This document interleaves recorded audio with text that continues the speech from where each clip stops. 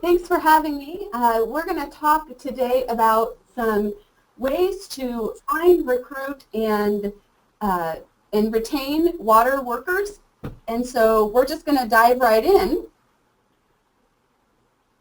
As we all know, it's not the pipes and pumps or meters that make a water system operate efficiently and safely.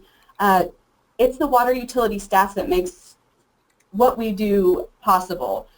Without the staff that we have at our water utilities, the whole system would fail. And we just want to do a little asset management with our greatest assets, who are our operators and other employees at our water systems. So consider workforce planning like asset management for people, especially in this current time, as we've got one generation of workers who are starting to retire and leave some pretty big holes in our industry. Now's the right time to really focus in and start doing some good work on that asset management for people, or we are going to call workforce planning. So today we've just got 3 objectives. We're going to set the stage and talk about the challenges that our water utilities are facing to kind of provide a background for the workforce planning discussion. And these are also things, when we do the set the stage, I'm not going to tell you anything you don't already know, but these are things that you can use to set the stage possibly for discussions with boards or upper management when you start coming to them for different things for your workforce planning process. We're going to talk about how to sell the job. We'll go over a number of benefits of working in the water industry that appeal to today's job seekers. And we're going to talk about how to market and recruit employees. And then finally, we're going to go over where you can find these job seekers. But before we get started, we're going to take a quick poll, and I'm going to throw it back to Savannah.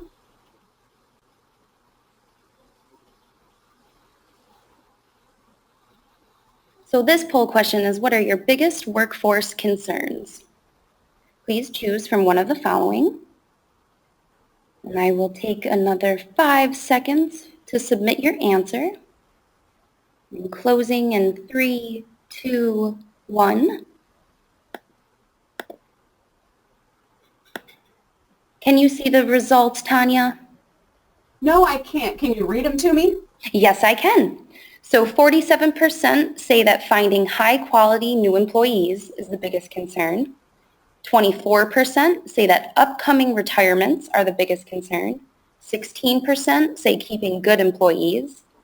8% keeping up with changing technology. And 4% operator certification requirements. Great. Okay. We're going to talk about a number of those things today, and hopefully by the end we won't have all the problems fixed, but hopefully you'll have a few tools in your toolbox to help you tackle some of these burning issues that you're seeing in your job. So we're going to set the stage with the 4 main challenges that you have to finding and hiring qualified staff, and we're going to go into each of these in a bit more detail. The first challenge is awareness. In today's society, water is just typical. We turn on the tap and it comes out automatically. We don't think about where it comes from, how it gets cleaned up, how it's delivered to us, and what happens when it goes down the drain. And the crop of folks coming up into their working age, a new generation of workers, hasn't really thought about water and where it comes from and where it goes. They haven't seen infrastructure go into the ground. They haven't seen that process, and so having them have the awareness that there are jobs in this industry is one of those barriers. Another challenge to awareness is the water's complicated. For some reason, in this day and age, science seems scary. A lot of folks, science and math, you tell them something is scientific or math related and they shut down. They think, oh, I won't be able to understand it if it has to do with chemistry or biology or physics. For some reason, it scares people, and we haven't really figured out why. And that's why there's this big push in education circles for that science, technology, engineering, and math, that STEM focus, to get people kind of out of that fear. And the last barrier to awareness is the politics. Water is political. There are droughts in California, water right fights in the Midwest. We've got Flint, Michigan, and fluoridation. You know, it kind of seems like in this day and age, any little thing is going to cause a political divide and debate. And so a lot of times people may not want to go into an industry where there's that much drama or political strife, if you will. The second challenge to meeting operator demand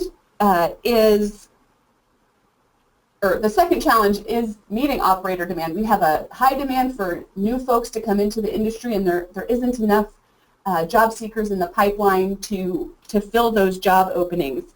In 2015, the New York Water Environment Association did a survey of 300 water operators and 13 managers, and they identified that there were not enough certified operators seeking employment to meet the replacement needs. So we've got some data on this. Folks are struggling to pass those higher level exams. A lot of people coming into the industry have a high school diploma, and it takes them a little longer to get certified in those higher level exams. And so there's a barrier with how long it takes to get up to speed and, you know, with enough certifications. It's difficult to attract candidates with the desired skills that we need in our industry. Sometimes it's the perception of the work. You know, the work schedules are varied. Sometimes you're on call. The amount of time it takes to get certified, you know, that perception of the work required is sometimes a barrier.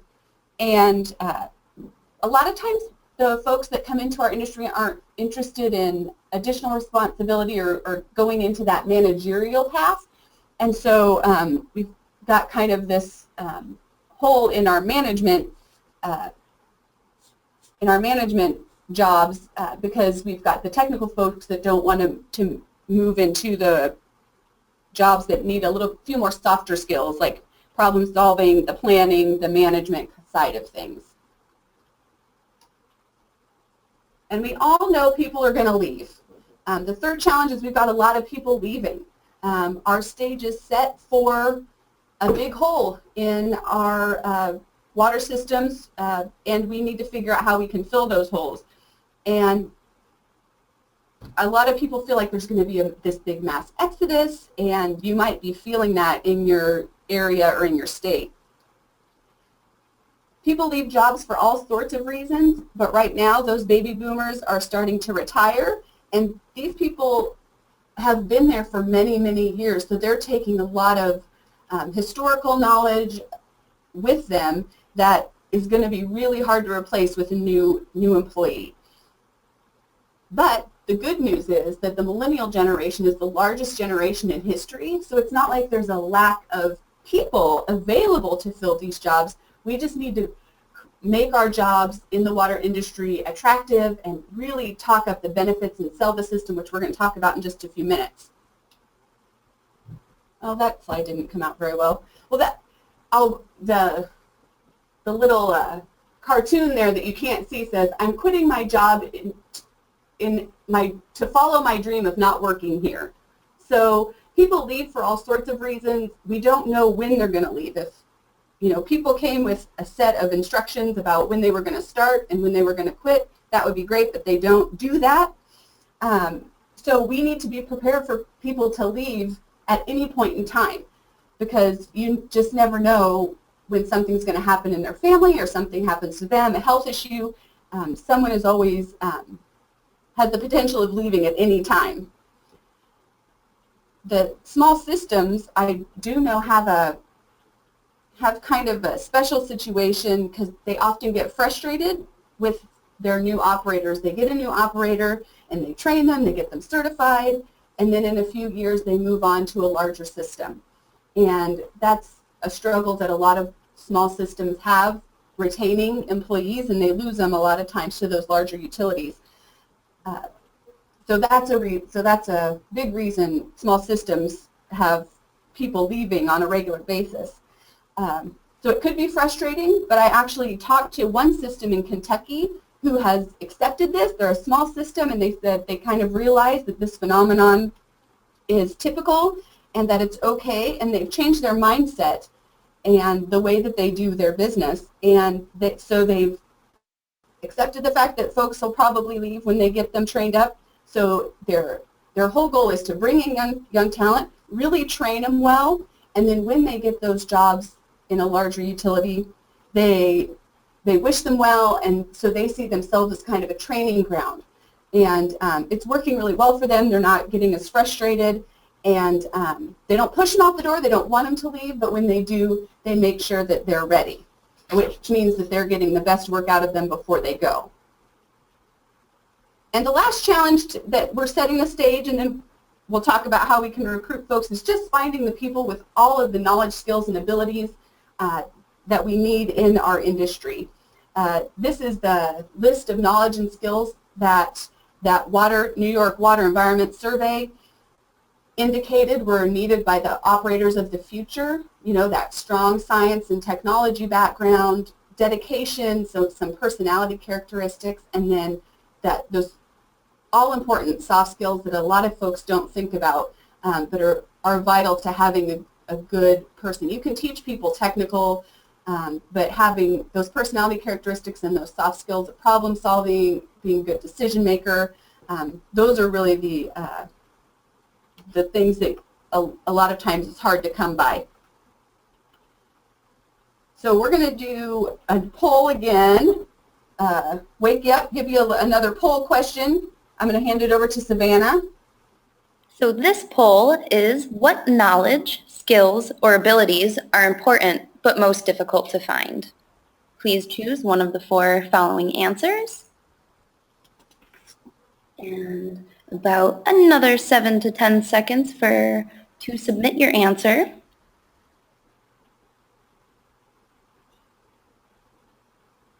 And getting ready to close the poll in 3, 2, 1. So Tanya, the 49% say that critical thinking and problem solving are one of the most difficult skills to find. Dedication and reliability comes in next at 29%, at 15% science and math, and at 7% technology.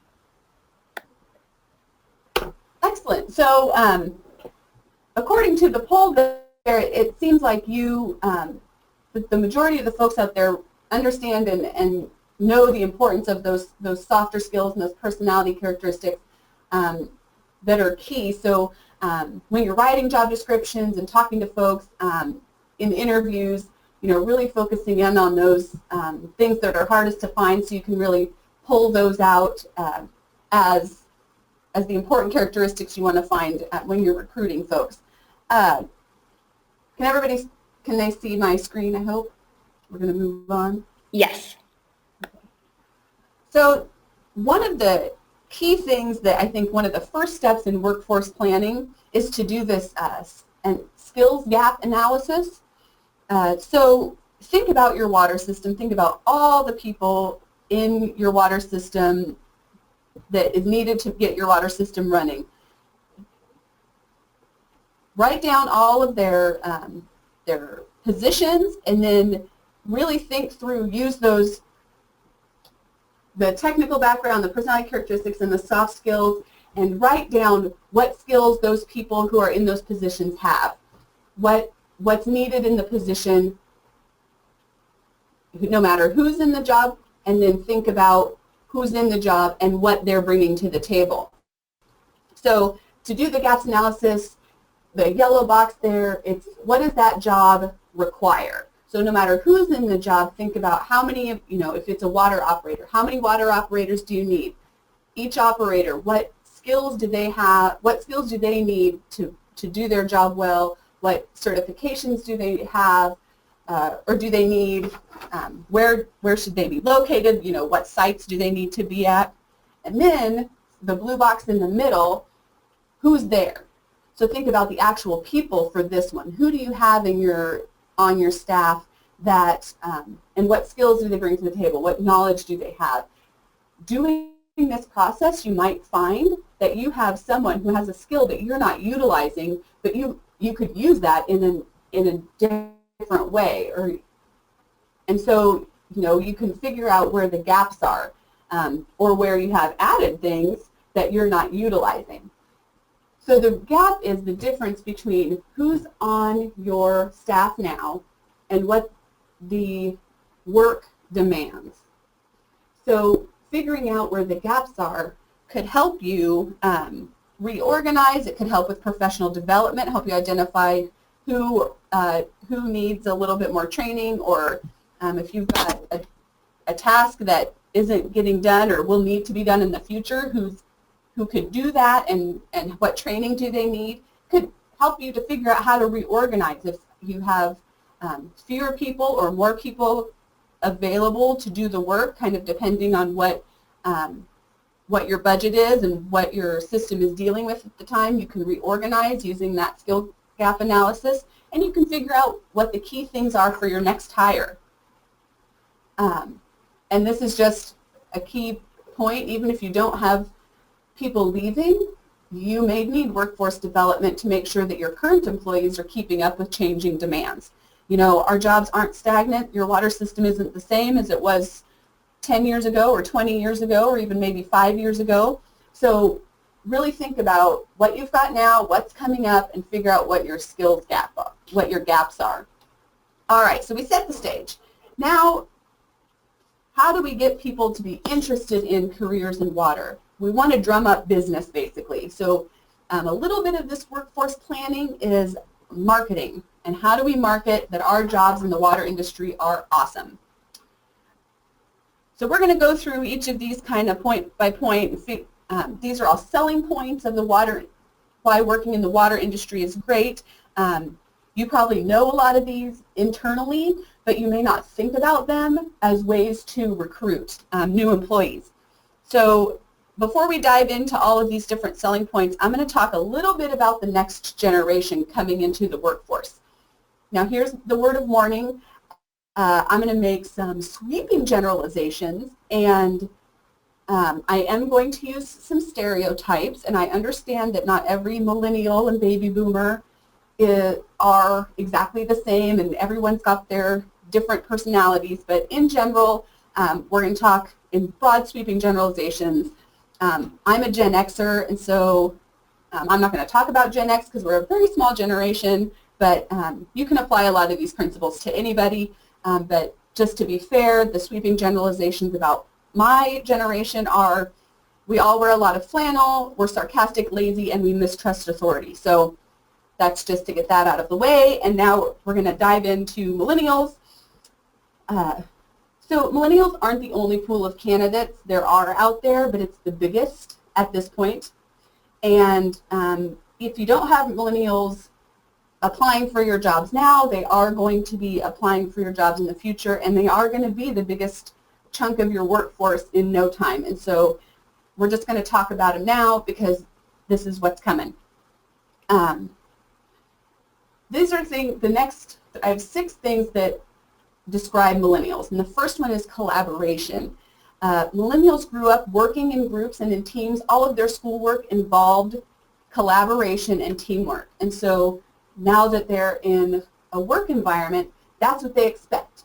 A lot of people complain about millennials and for all sorts of reasons, but they're not the way they are because they were born that way. This is how we've raised them to function in our world. And so for every complaint you have about millennials, it's basically this is how we've raised them to be. And so really, if they're a frustrating part of your day, just really think about where they're coming from, and so that we can figure out how to get them integrated into our workplace so we can get the best out of them. Because actually millennials are very enthusiastic. They want to do a good job. They like authority and working in a structured system. So just using that, figuring out how to get them motivated and excited about their work is is important because they will do a really great job for you. Millennials not only like to collaborate, but they want to know what their role is in the big picture. They're hardworking, they're high achieving, but they want to know that they're making a difference, and they need to see their how their jobs are going to advance and change. Change is very comfortable for millennials. In their view, in their lifetimes, there have been so many changes, especially technology, but just in society in general, and change actually to them indicates success and progress. And so if they're not on a path that's moving them in a direction, it feels stagnant and stale. And so as you're recruiting them, showing them what a possible career path would be is important, showing them, you're not going to stay, just doing this one tiny job forever. Here's how your job can grow and change. And giving them a bit of a timeline, even if it's a couple years or whatever that process is, just let them know ahead of time, show them that, and all along the way. And that also goes along with their opportunities. They want a variety of experiences. They want to try lots of new things. And this is just to speak to that role in the big picture and opportunity. Their career paths don't have to be just through a straight silo like what we're used to thinking. You start out at the bottom and you work your way up the ladder to management.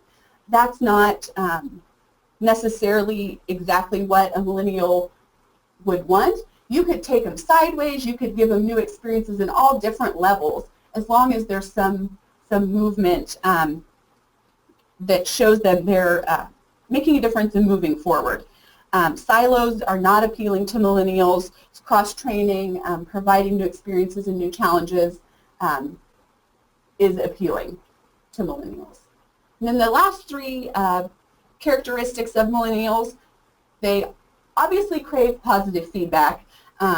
They're motivated to meet expectations. These are the kids that, we gave them organized sports and dress codes and standardized tests, and play dates were all structured.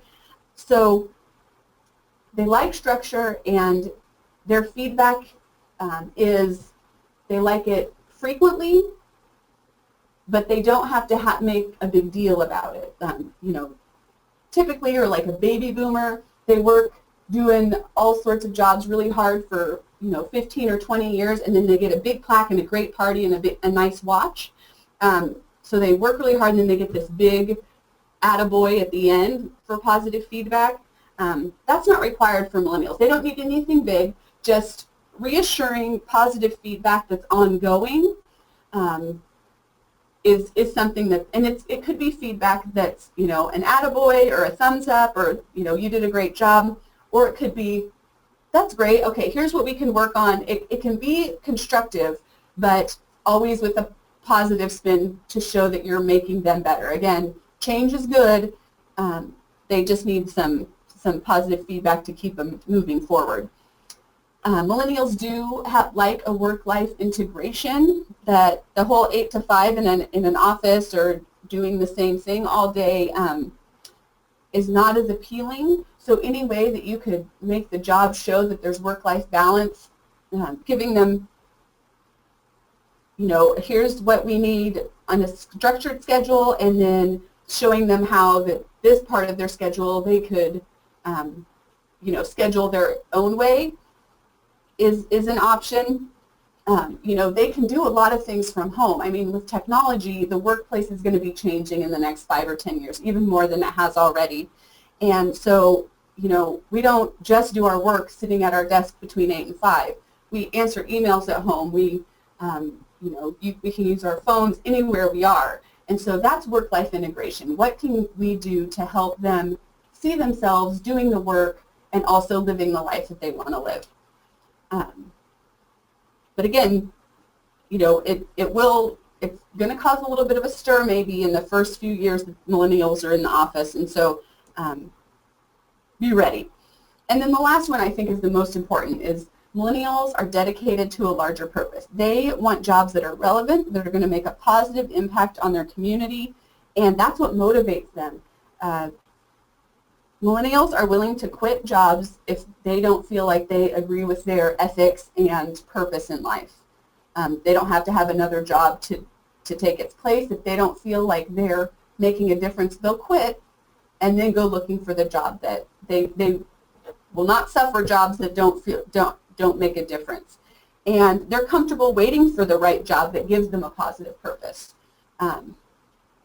Research shows that environmental messaging on companies' websites increase the millennials' willingness to even apply for that job. So anything you can do to show how important to the community or the environment or the world that the job that you're asking for someone to fill is, the more likely you'll have folks apply. So showing how that millennial fits in that big picture is important. And we all know how important water industry is to communities. You're protecting public health, you're protecting the environment, showing job seekers that that's the important part, that's why they're there, is a way to recruit and message and get people to apply for your jobs. So now we need to create some interest. So we have these, we know who the millennials are. Now we gotta tell them how great it is to work in the water industry. So I'm gonna give you some examples about some benefits of working in the water industry that you can take and put in job descriptions, talk about at career fairs, just frame the job in such a way that piques the interest of the people who are looking for jobs and helps them help you tap into their passions. Again, like I said, environmental stewardship, this is a benefit of working in the industry. You know, the more you can show that you've got an environmental stewardship message, the more likely people will be applying for that job. Working in the water industry is a high-tech job, and that is very appealing to millennials. They want their jobs to be technical. They do not like jobs that have duties that could be automated that are not.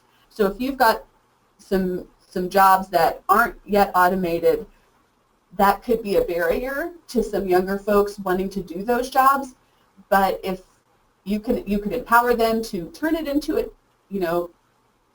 digital job, or you can, if you get things turned into more using high-tech tools for that task, the more likely it will be to get a younger worker in. People want to work for an organization that does good. Nobody just wants to turn cogs or make cogs and turn a wheel and have no good impact on society. We all want to do work that matters, and water matters a lot. You know, these are just fun factoids that you could use in a messaging campaign to talk about how important water industry jobs are. You know, without water, there are no schools, there's no community, there's no recreation. I like the fact that 300 million gallons of water goes to fill the ice rinks for the hockey league. People don't think about it, but water is vital for our zoos. Zoos use a lot of water, and so if you live in a community like I do with a great zoo, not only is your job helping people, but it's also helping care for animals. And so using bits and pieces of those in your communication about the jobs that you've got advertised, the better. There are some national campaigns from our organizations, our national organizations. The AWWA Only Tap Water Delivers campaign has got all sorts of materials that its members can use. So if you're a member, they've got all sorts of fact sheets and print ads and campaign speeches and things that you could pull from and get lingo and other types of resources so that you can use to start talking to your community about the importance of water, so that people can become more familiar with the water that they get and be more interested in working for your industry. And then also the Value of Water Coalition has some really good tools and messaging too on their website. working in the water industry is definitely stable employment. People are always going to need water, you know, no matter what the political climate is doing or the budgets. They're never going to say, oh, we don't need the water industry anymore. So the jobs are always steady or they're growing. And our country and our communities are growing, and so the increase, which means we have to provide more water, which increases demand, which means we're going to have we're going to probably need more folks in our industry. As a large generation of baby boomers retire, there's going to be a lot of job openings in the next 5 or 10 years. Approximately a 12% hiring increase has been suggested, so that's a lot of people. We're going to really need to think about pulling folks in, getting them to know our water industry with talking about all these benefits we've talked about so that they want to come work with us. And working in the water industry isn't too shabby of a gig. This is the 2014 numbers. Because of the high skill level and the importance to the community, typically water operators, just beginning water operators, make only $4,000 less than the average graduate of a 4-year college program. So usually the water operators are getting paid a good wage for the work that they do, and they're important enough that communities will be sure to pay adequately to keep them around. And then there's also professional development and paid training. So not only do you get a good wage when you come in, but then you're also trained on a regular basis because the water industry is constantly changing, regulations change, and so we have to continually get our folks trained and give them some continuing education so they can meet the regulatory and quantity needs of our communities.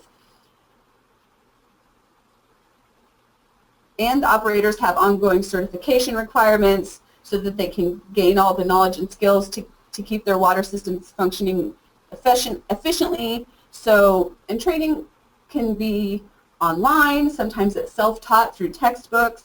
It can be in person at workshops and conferences. So there's all sorts of ways people can be trained, and that's a really, really attractive benefit to working in the industry.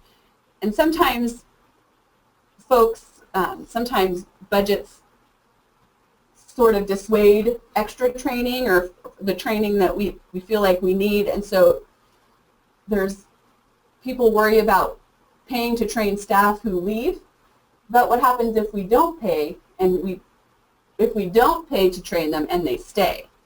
So being sure that we keep people properly trained and your system has a good track record of keeping everybody up on their training and professional development is key to attracting strong staff.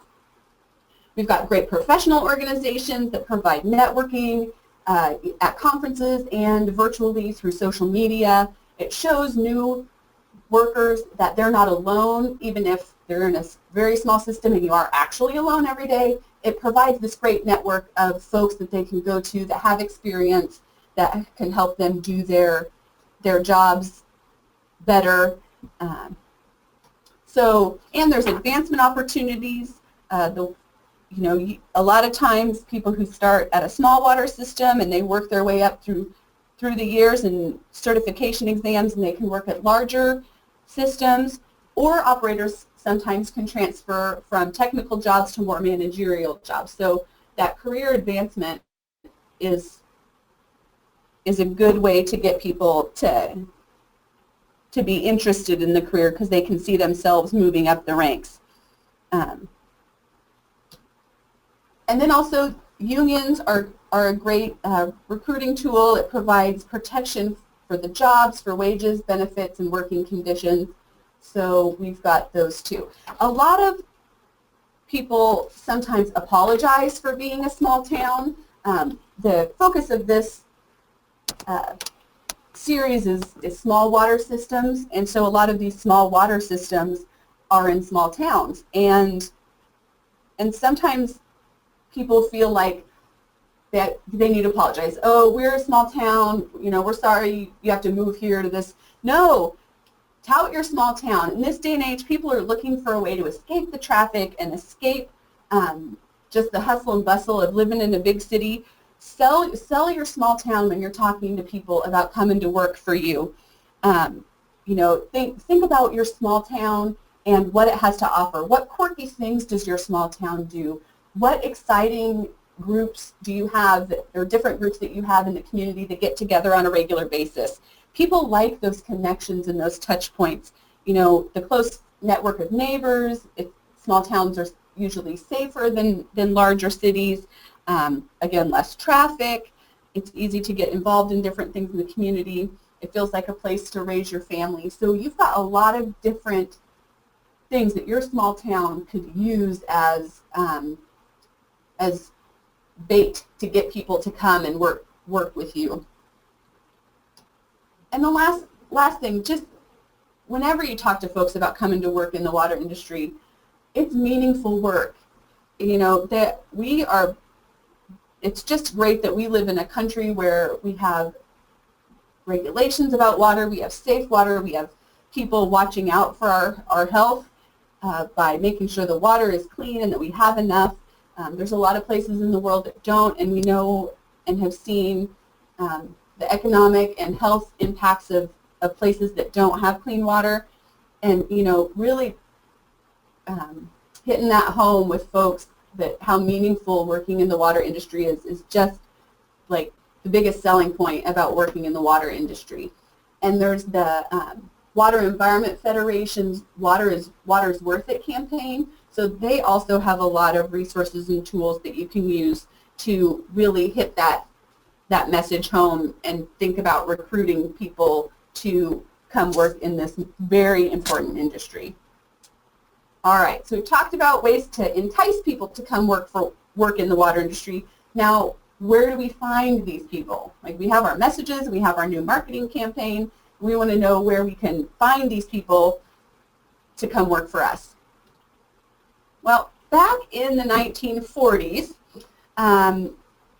there was a campaign, a workforce campaign called Rosie the Riveter. Women were needed to enter the workforce during World War II, so the government created this campaign aimed at recruiting female workers to come work in the munitions industry.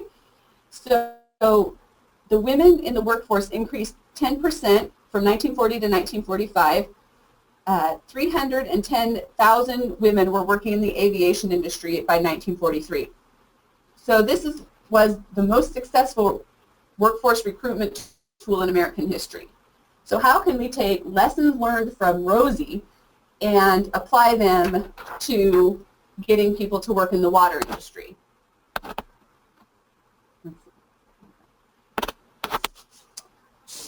So we're going to think about Rosie the Riveter as we kind of think about where we can find folks. We know the millennials are going to be 50% of the workforce in about 4 years. And so that's really going to influence the way that our organizations run. It's going to look very different, I think, in the next 10 or so years, just with technology and this new generation kind of coming in. So what things need to change? Is your system willing to change? You know, what are the barriers to the change? You know, what changes available and what changes are, nope, these can't be changed. Really think about that. You know, as you think about recruiting new folks, are you really effective, or do you need a little bit of work?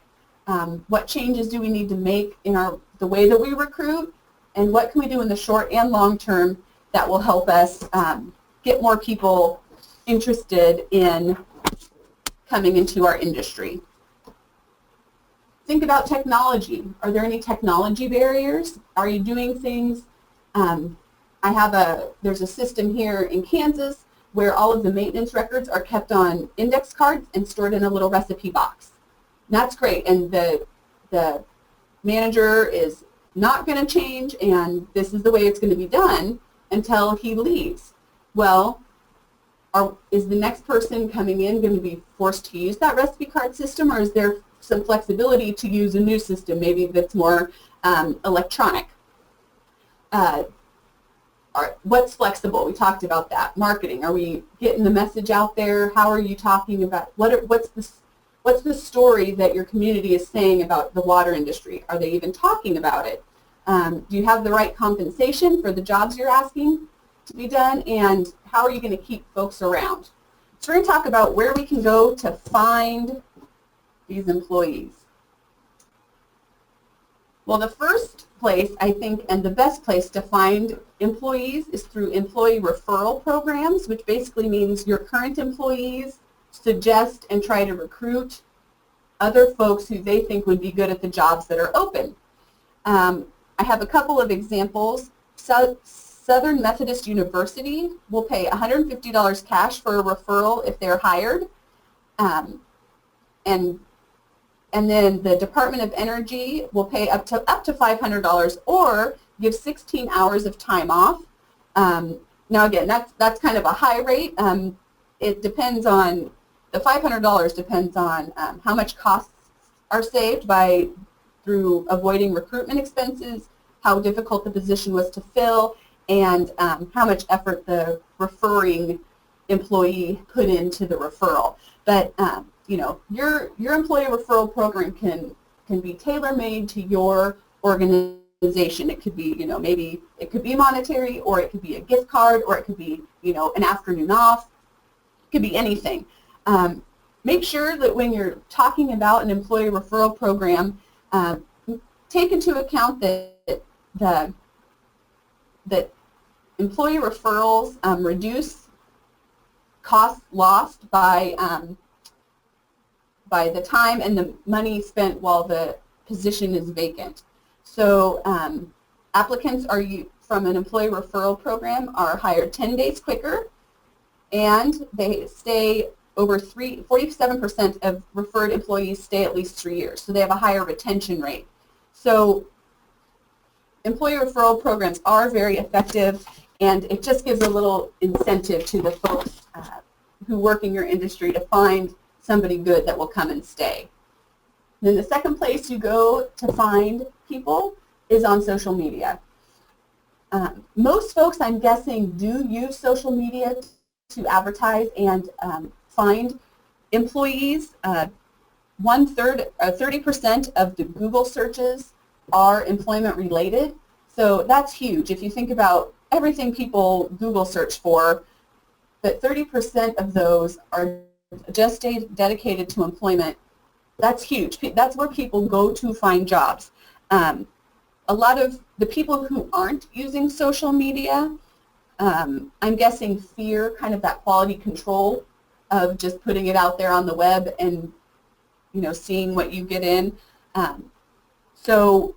But however, the Brighton School of Business did an assessment, and they did find that 49% of employers found an improvement in their candidate quality when they use social media.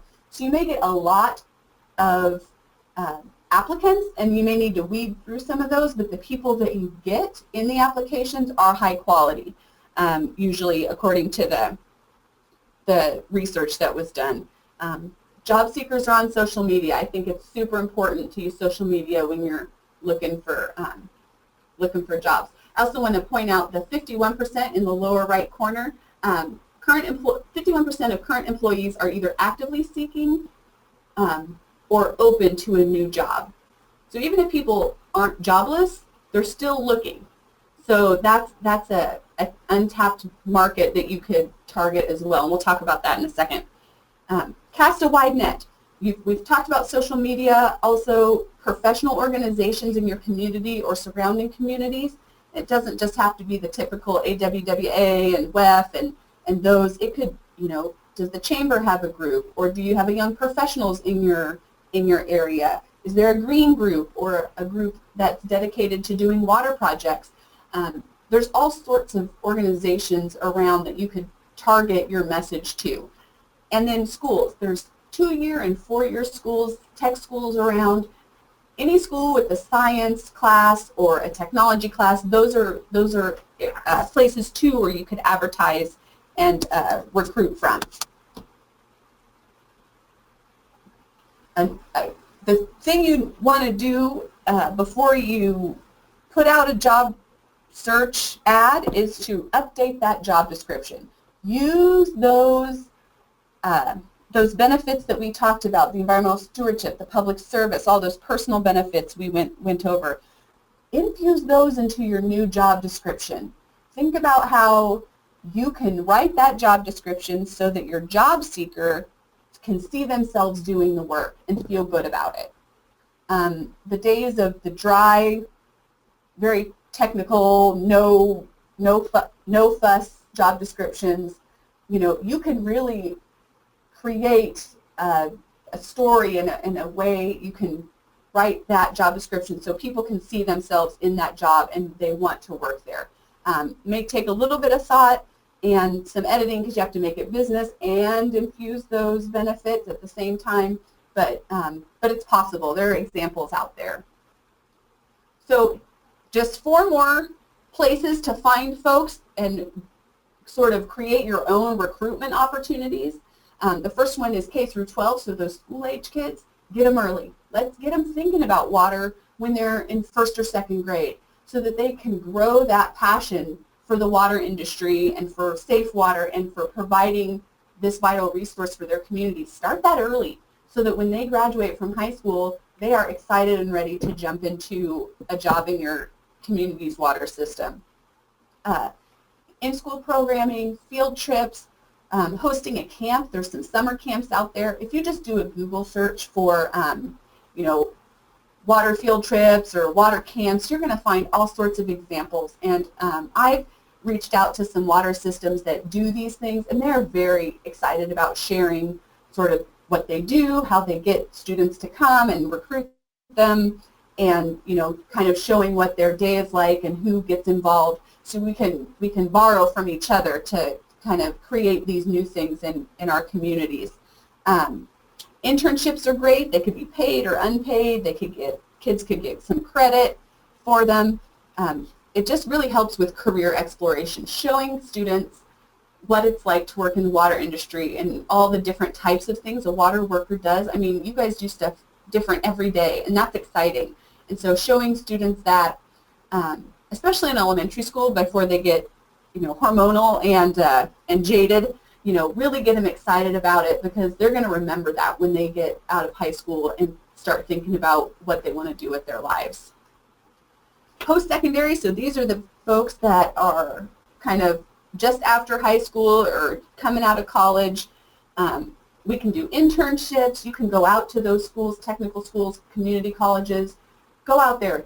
Go to career fairs. Talk about the industry. Invite them out. Invite a science biology class out to the wastewater treatment plant and show them how all the bugs work in their the water treatment process. Or take a chemistry class to the water treatment plant and show them how they can apply their chemistry lessons to the real world. Hammer home the benefits of working in the water industry as when you have them as that captive audience, and show them how you're water superheroes, basically. You're making the communities run. So this is the mid-career, so these are people that already have jobs or they've had a job for a while and they're looking for something new. This is that 51% that's always open to a new career change. An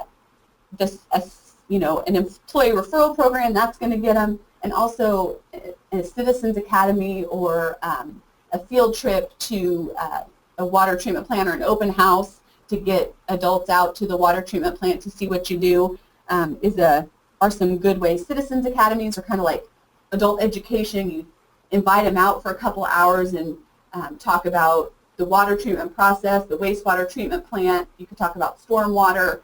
You can do like a 4-week, once a week for 2 hours, or there's all sorts of different ones. Just Google Citizens Academy and there'll be all sorts of different varieties of that program that you can find. Then the last recruitment batch of folks that we want to talk about is veterans. This is a pool of candidates that is available but often very underutilized. And a lot of the skills that the military folks have do transfer into the water system world.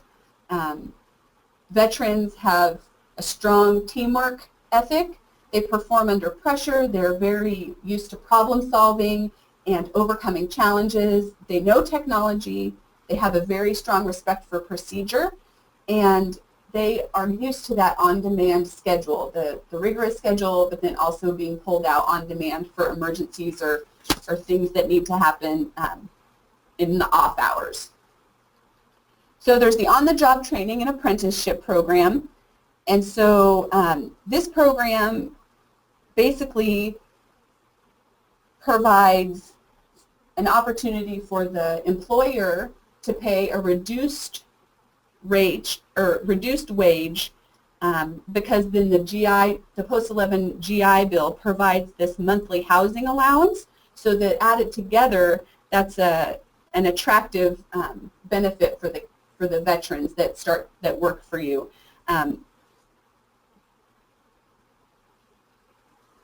The state approving agencies are responsible for approving the on-the-job apprenticeship program, and so usually if your system wants to apply, you would submit a training request form that outlines the program, the wages, the standard work week information, and a contact name, and it takes about 1 to 2 months, and then once that's approved, then you're able to start looking for the veterans to come and fill that job.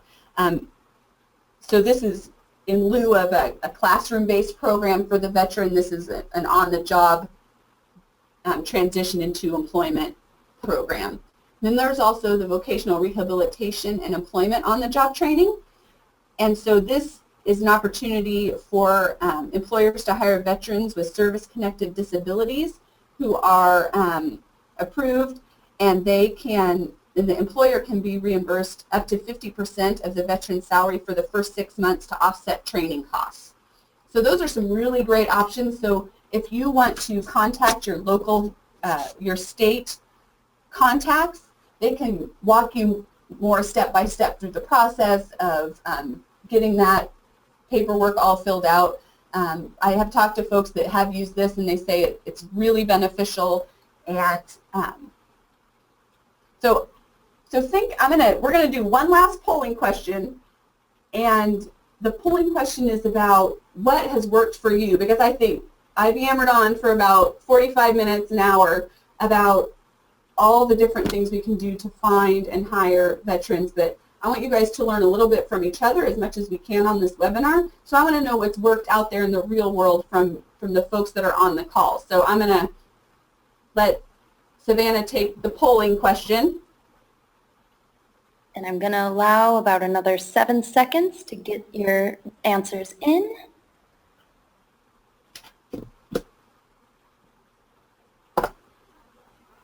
And getting ready to close the poll in 3, 2, 1. So it looks like 47%, the majority, get their best results from employee referrals, 29% from online job sites, and 16% from newspapers. And we have a tie with 4% at career fairs, colleges, and social media. Great. All right. Great. Yeah, it seems like that's kind of aligning up with what we've talked about today. That's wonderful. So we've talked about today where to find folks. We've talked about how to market to people about working in the water industry to really drum up business so we can get tons of people lining up, so we don't have to hunt and search for them like Where's Waldo. We want them to be lining up to come and work with us in this great industry. So hopefully you've found a few tidbits to take away today, and I'm going to open it up for questions. So the first question is, did the responses that were listed as non-financial reasons for working in the water field state that they were satisfied with their salaries? Yeah, that's a really good question. I will have to look that up. I do not know the answer to that question, but that's a really good question. I will be sure to hunt and find the answer to that and either send it out, or we've got another couple of workforce webinars that that we could possibly have that answer to that question in those sessions.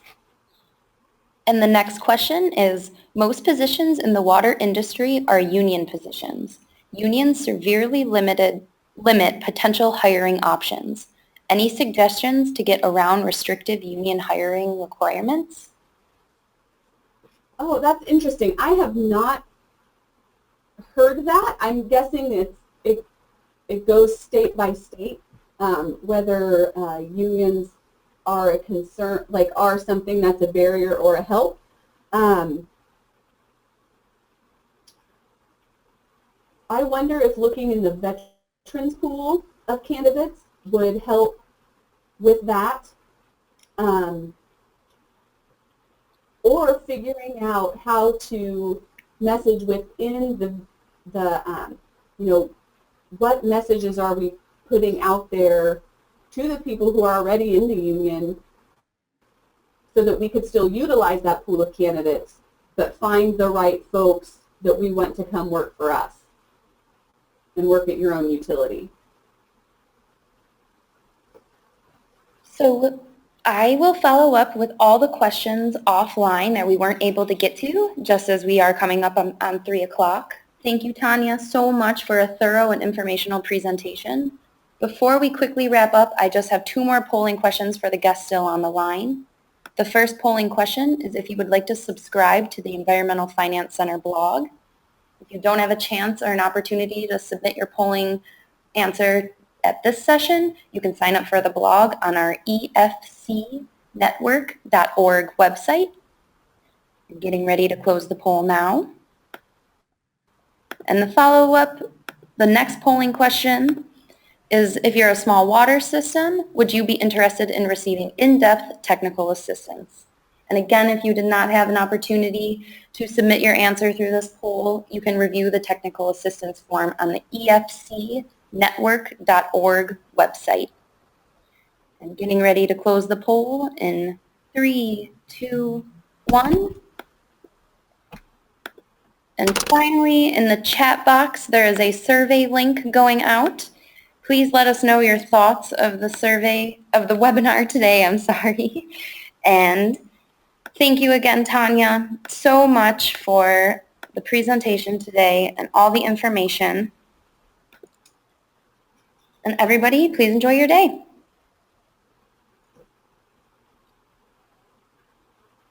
Do you have anything else you would like to add in, Tanya, before we close out? No, I think we're good. All right. Thank you, everybody.